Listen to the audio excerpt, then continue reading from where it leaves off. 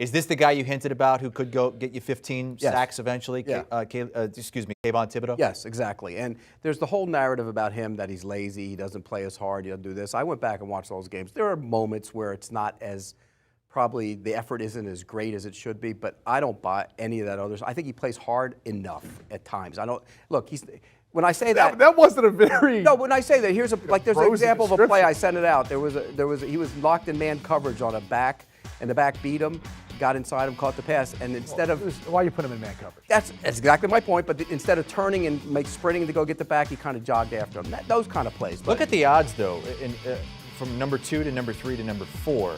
That would suggest that most people don't think the Texans would go for an edge rusher at plus 900. Yeah, I don't understand that because they clearly need to get one. And Lovie Smith, his whole DNA is rush with 4. That's what he's been his entire career. To rush with 4, you need a guy like this who can come off the edge.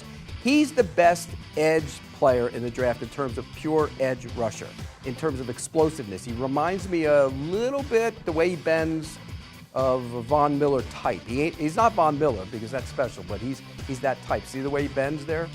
Yeah, that's one of his sacks he got in this game. You can go back, watch when he beats the tight end like he did versus Fresno State. I saw he beat the tight end against UCLA too. Yeah, he's beating up the USC offensive line. I mean, you start kind of going back through it. And again, the only criticism is, and this is out of his control, is he didn't play versus the best talent. He didn't play versus Ohio State last year. The Pac-12's weak. I know you like to stay up late and watch your Sun Devils, but that's the reality of it. They're weak. It's weak. And you go back through his 7 sacks and some of his pressures he got, and he was great at getting pressure. He wasn't, great at getting to the quarterback. At 7 sacks, I would say almost half were versus not a tackle. And especially if you look at the other half that were, it wasn't the best tackles he was going up against. So, but you could say that about Hutchinson when he played in the biggest game of his career. He didn't do much in that game Georgia. either. Yeah, but you go back and look at what he did versus Ohio State. Look at what he did versus Iowa. I get it. Look at what he did throughout the course of the season. Look, we can nitpick all we want. There's no doubt Kayvon Thibodeau has a ton of talent, a ton of ability. It's whether or not it will translate at this particular spot. And if it will for the Houston Texans, it makes sense from a scheme standpoint. It just comes down to whether or not it's going to translate there. They've used other high draft picks before in edge positions. It's worked out, maybe it wouldn't, depending on what you view J.J. Watt as. But with J.D. Van Clowney, it didn't really work out the way they're hoping. When you look at this, it could be an offensive lineman because they have an issue at right tackle. That's a possibility as well. Some people have mentioned corner.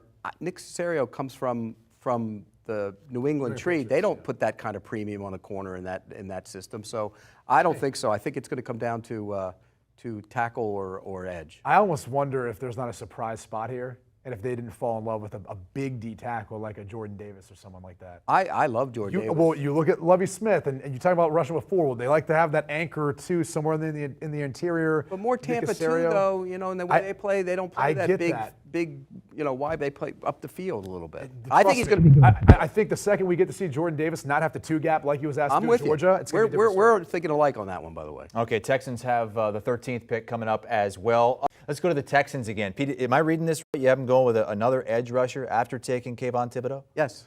The more the merrier, baby. Because here's why. Again, rush the passer. If you can rush the passer in this league, you have a big advantage over a lot of teams. So get 1, get 2. You can never have enough of those guys, and that's why I put them in this scenario. Well, I don't know about the logic of drafting 2 this close together, but I do love this player.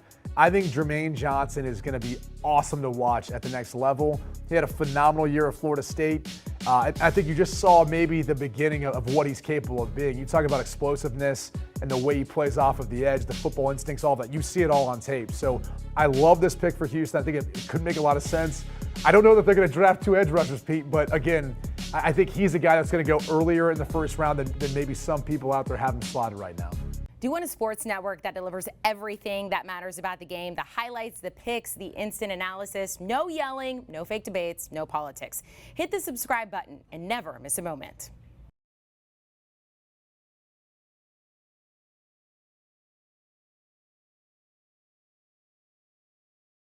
Do you want a sports network that delivers everything that matters about the game? The highlights, the picks, the instant analysis, no yelling, no fake debates, no politics. Hit the subscribe button and never miss a moment.